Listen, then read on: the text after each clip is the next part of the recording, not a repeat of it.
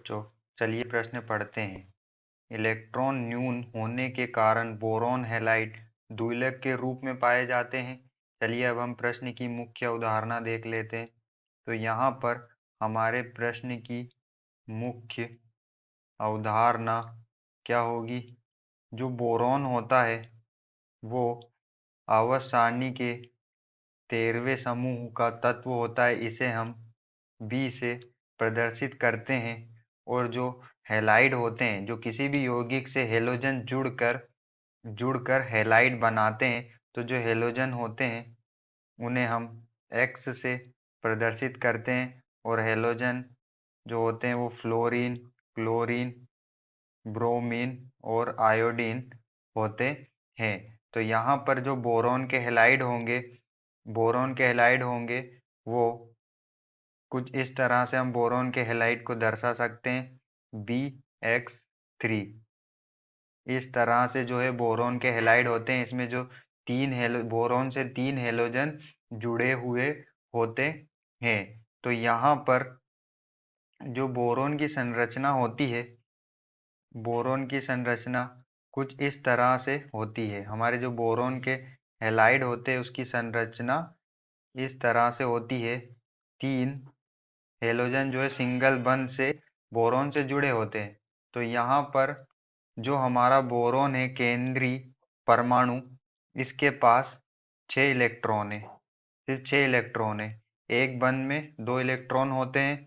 तो यहाँ पर जो बोरॉन के पास 6 इलेक्ट्रॉन है और इसका 6 इलेक्ट्रॉन होने के कारण इसका जो अष्टक है वो कैसा है? अपूर्ण है। बोरॉन का जो अष्टक है वो कैसा है? अपूर्ण है। तो अष्टक अपूर्ण वाले यौगिक इलेक्ट्रॉन न्यून यौगिक होते हैं। हमारा यहाँ बोरॉन, यह जो यौगिक है बोरॉन के हैलाइड का, यह कैसा यौगिक है? इलेक्ट्रॉन न्यून यौगिक है, क्योंकि यहाँ पर जो है इलेक्ट्रॉन की कमी है। अष्टक को पूर्ण करने के लिए कम से कम 8 इलेक्ट्रॉन की आवश्यकता होती है। और हमारे यहाँ बोरॉन केंद्रीय परमाणु के पास 6 इलेक्ट्रॉन है, इसलिए इसका जो अष्टक है वो कैसा है? अपूर्ण है, इसलिए यहाँ इलेक्ट्रॉन न्यून यौगिक है। तो यहाँ इलेक्ट्रॉन न्यून यौगिक है। लेकिन क्या बोरॉन बोरॉन द्विलक बनाता है? बोरॉन का जो हैलाइड है, बोरॉन के जो हैलाइड होते हैं वो क्या द्विलक का निर्माण करते हैं? तो बोरॉन के जो हैलाइड है वो द्विलक का निर्माण नहीं करते। बोरॉन के जो हैलाइड है वो एकलक का निर्माण करते हैं। क्योंकि क्योंकि जो बोरॉन होता है हमारा, बोरॉन का जो आकार होता है वो बहुत छोटा होता है। तो बोरॉन का आकार छोटा होने के कारण यह जो हेलोजन होते हैं, जो हैलाइड के 4 बड़े हैलाइडों से, यह 4 बड़े आकार के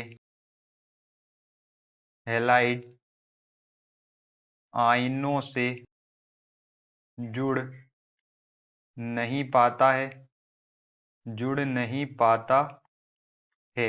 यह यह जो होता है, हमारा जो बोरॉन का जो हैलाइड होता है, बोरॉन के जो हैलाइड होते हैं जिसे हम BX3 से दर्शा सकते हैं, वो द्विलक का निर्माण नहीं करते, वो एकलक का निर्माण करते हैं। ये द्विलक इसलिए नहीं बनाते क्योंकि जो बोरॉन का आकार होता है वो बहुत छोटा होता है। हमारे जो बोरॉन का आकार होता है वो बहुत छोटा होता है। यह 4 बड़े आकार के जो हैलाइड आयन होते हैं, जिन्हें हम एक्स से दर्शाते हैं हेलोजनों को, उनसे ये जुड़ नहीं पाता। तो अगर 4 हैलाइडों से नहीं जुड़ पाता है तो जो द्विलक का निर्माण नहीं होता। तो यहाँ पर जो हमें कथन दिया है, जो बोरॉन का हैलाइड होता है वो इलेक्ट्रॉन न्यून यौगिक तो होता है, लेकिन वह द्विलक के रूप में नहीं पाया जाता। यह जो कथन है हमारा असत्य होगा। आशा करते हैं आपको समझ में आया होगा। धन्यवाद।